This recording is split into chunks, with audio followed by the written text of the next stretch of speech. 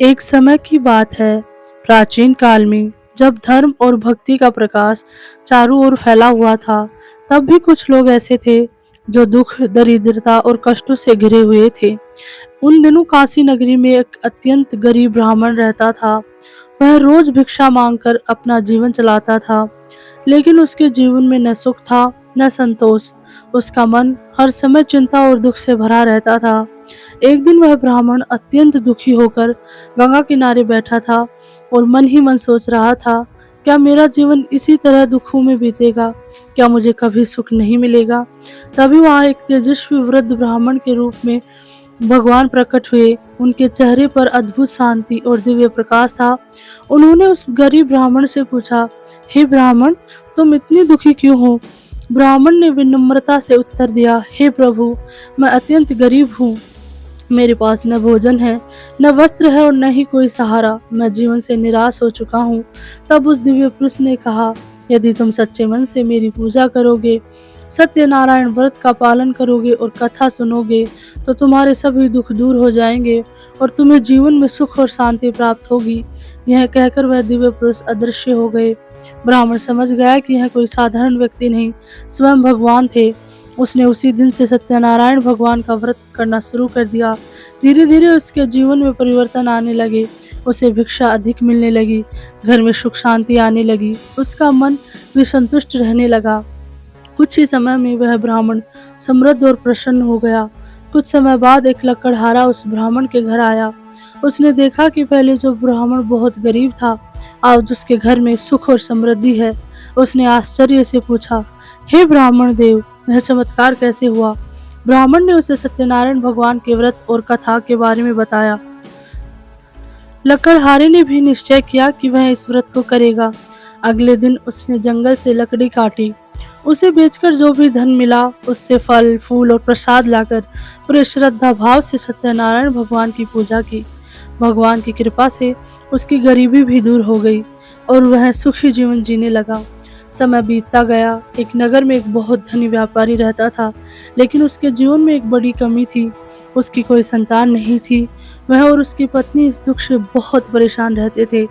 एक दिन उन्होंने भी सत्यनारायण भगवान के व्रत के बारे में सुना और निश्चय किया कि यदि उन्हें संतान प्राप्ति होगी तो वे यह व्रत अवश्य करेंगे।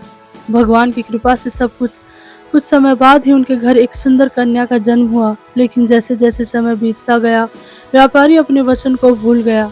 उसने न तो व्रत किया और न ही भगवान का स्मरण किया। जब उसकी बेटी बड़ी हुई तो उसका विवाह एक अच्छे युवक से कर दिया गया। एक बार व्यापारी अपने दामाद के साथ व्यापार के लिए समुद्र यात्रा पर गया। वहां जाकर उन्हें बहुत धन लाभ हुआ, लेकिन वापसी के समय अचानक तूफान आ गया और उनका जहाज समुद्र में फंस गया। व्यापारी और उसका दामाद भयभीत हो गए। तभी उन्हें अपने किए हुए वचन की याद आई। उन्होंने मन ही मन भगवान से क्षमा मांगी और व्रत करने का संकल्प लिया।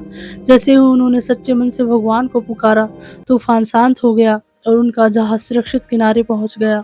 उधर व्यापारी की पत्नी और बेटी घर पर प्रतीक्षा कर रही थी।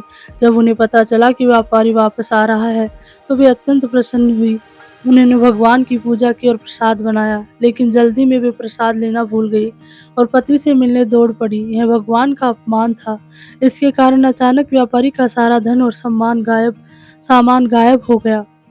जब उन्हें अपनी भूल का एहसास हुआ तो वे वापस घर आई, प्रसाद ग्रहण किया और भगवान से क्षमा मांगी। तभी उनका सारा धन वापस मिल गया। यह कथा हमें सिखाती है कि भगवान सत्यनारायण केवल सच्चे मन और श्रद्धा से प्रसन्न होते हैं। यदि हम उन्हें सच्चे हृदय से याद करें, उनके वचनों का पालन करें और अपने वादों को निभाएं, तो वे हमारे जीवन के सभी कष्टों को दूर कर देते हैं। यह केवल एक पूजा या व्रत नहीं है, बल्कि यह हमें सत्य, श्रद्धा और विश्वास का मार्ग दिखाता है। इस कथा से हमें यह सीख मिलती है कि सच्ची श्रद्धा और भक्ति से भगवान प्रसन्न होते हैं। वचन का पालन करना अत्यंत आवश्यक है। भगवान का अपमान या भूल भी कष्ट का कारण बन सकती है। संकट में भगवान को याद करने से मार्ग अवश्य मिलता है। सच्चा सुख धन में नहीं, बल्कि मन की शांति में है। जब भी मन अशांत हो, जीवन में कठिनाई आए, तब सत्यनारायण भगवान की कथा सुनना और व्रत करना मन को गहरी शांति देता है।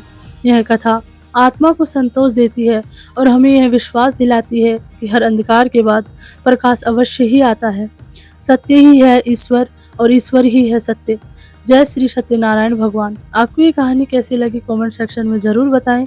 अगर आपको ये कहानी पसंद आई हो तो वीडियो को लाइक करें, शेयर करें, चैनल को सब्सक्राइब करें और कमेंट सेक्शन में जय श्री सत्यनारायण भगवान लिखना ना भूलें।